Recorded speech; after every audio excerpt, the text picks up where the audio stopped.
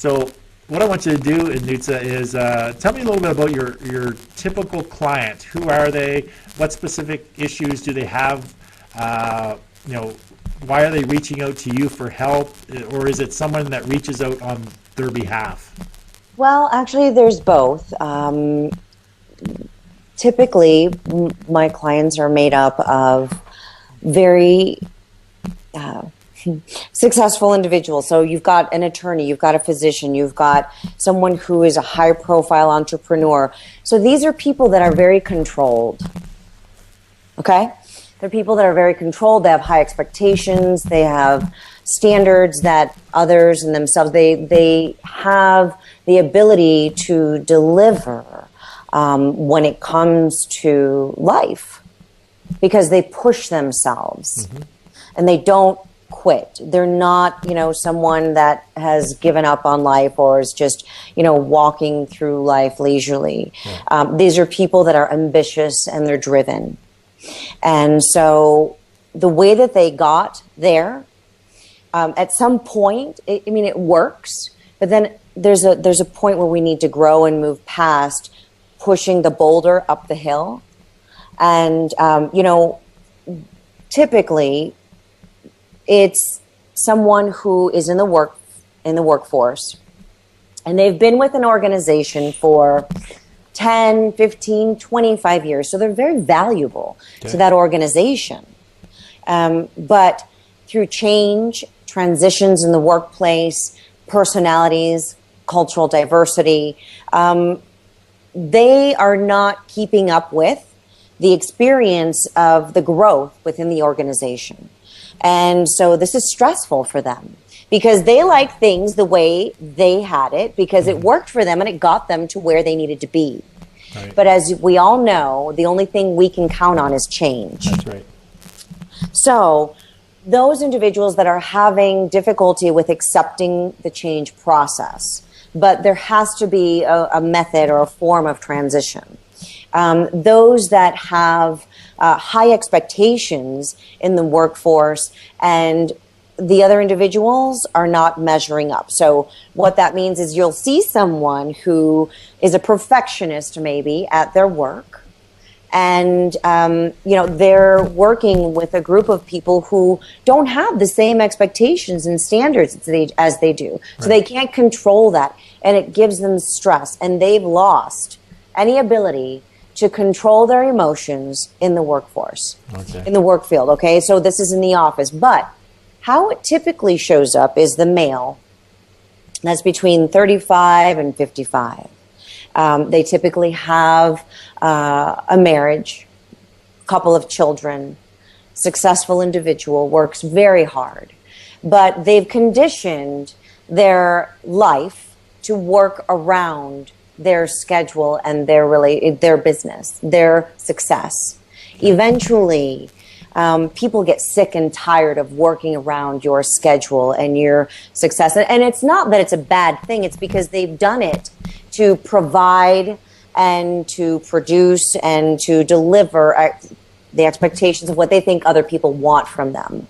But now they've become burnt out and it could be things like compassion fatigue when we're talking about physicians and individuals in that manner. It could be entrepreneurs who just push themselves to the limit to succeed so high that they can't hold on to relationships. They've been divorced 3 times or they are never in a relationship because they're afraid of committing and disappointing.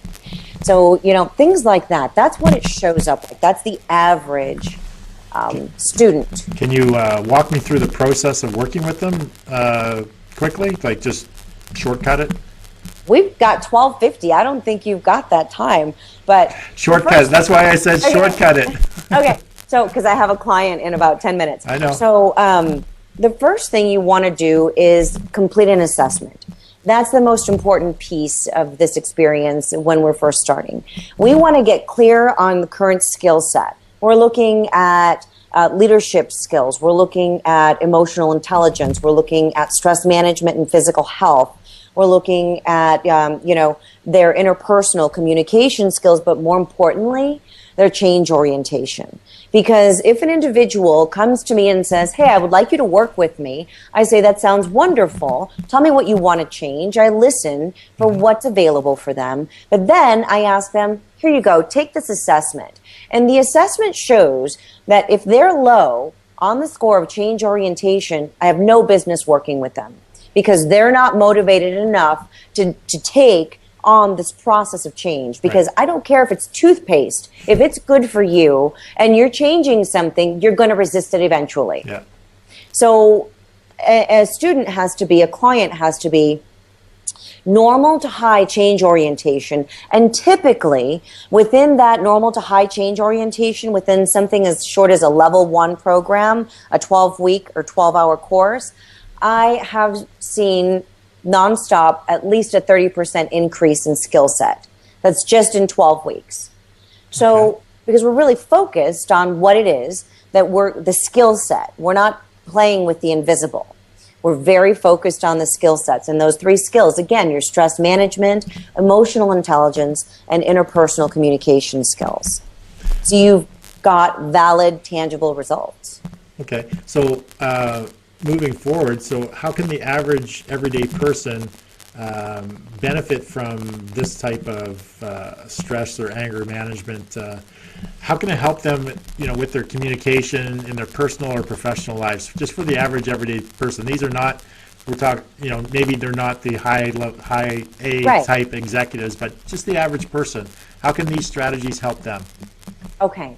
Well, this work helps everybody. And if you come in to improve your professional life, it runs over into your personal life. If you come in to improve your personal life, it runs over into your professional life. It is all connected. And what you say is the average individual. Really, those are the same people that I work with, because we're all human beings. We're all driven to some level, and it's all relative according to where they're coming from, right? Right. But the skills are uniform throughout. It's not as though someone who is a high achiever and high expectations as opposed to someone who doesn't gets a different skill set. It's how they interpret it and where they are in the change process. So the average person, I would say, is going to benefit the same way that someone else would. But I would suggest that they always consider their level of change orientation. How motivated are you to change? And what is it going to do for your life? Will it bring you the success that you want? Will it bring you the relationship that you want? How will it feel when you can engage in a relationship with someone where you're not always arguing and you always feel like you're never getting your needs met? Right. All of these things. So when you are able to produce and communicate effectively in the workplace and people respect you instead of talk about you behind your back because they're afraid of you or don't understand you, because they can't connect with you, they can't relate to you. Do you understand? I understand. So just one last quick question, because I know you have to go. So how can your training benefit, say, an entrepreneur who's looking to grow their business or accelerate their business? So is there any place for your training that when implemented to an entrepreneur, they'll actually see success or growth in their business? Yes. So what I've found is that when I'm working with entrepreneurs, they typically come in for their personal relationship, and it does show up in their personal relationship, but it actually just flows again over into their professional relationships, because now what I hear them tell me is, well, I had this conversation with my partner and I used the assertive formula that you taught me, and we're not having that type of conflict anymore. Not only is my wife happy at home, but or timer, those kinds of things. Yeah, exactly. But see, I've got alarms for alarms. Yeah. And so it does, because it allows you to communicate. As an entrepreneur, you're not selling stuff all the time. You are creating relationships. Yes. And when people don't feel that you're being authentic or yourself, or that they can trust you, it's going to take longer to get that deal. You may not even get it if someone doesn't really relate to you or feel that you care about what they're doing in their business or about their needs. Right. Does that make sense? It does, completely. And so it gives you a new way to relate with people, still being yourself and carrying on some of those traditions and values that are important to you, but you can also attract or find more people to do business with because your energy, your persona is different. Your character is open, and people want to be around you. Yes. They don't feel the tension anymore. Yeah, you're being a genuine person, and you're open to it, basically everything. So, Anutsa, I know that you have to go. I know you have a client in 4 minutes, so I personally want to thank you for being on the show and sharing with us about stress and anger management.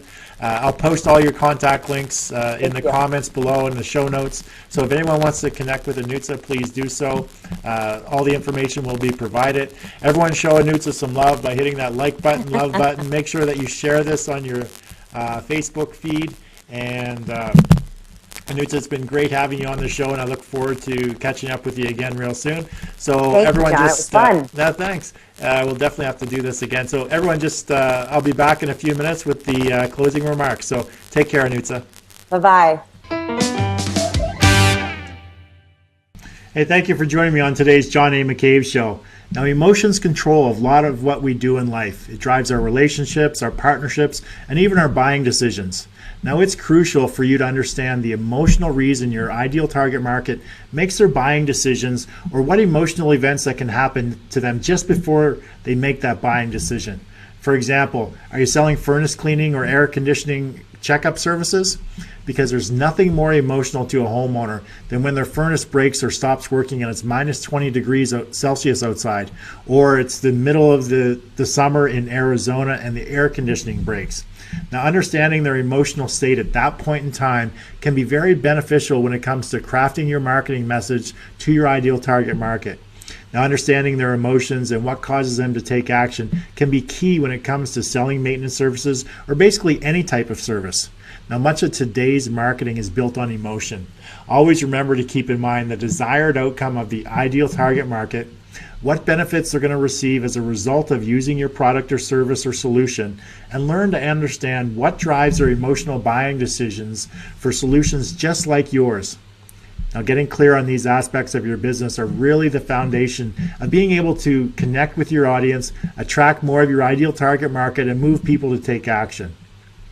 Now, if you'd like some assistance on getting clarity on your ideal target market, understanding their buying decisions, and what messages would get them to take action, then contact me through my website at johnamccabe.com, or you can leave a message on my Facebook show page and I'll follow up with you then.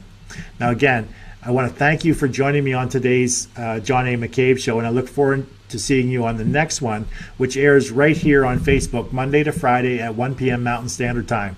Now, as always, we'll have some great guests on. We'll talk about specific strategies and journeys that will really educate you with growing your business and accelerating your authority so you can live your life of freedom, choices, and options. Now, have yourself a great day, and I look forward to seeing you on the next episode of the John A. McCabe Show.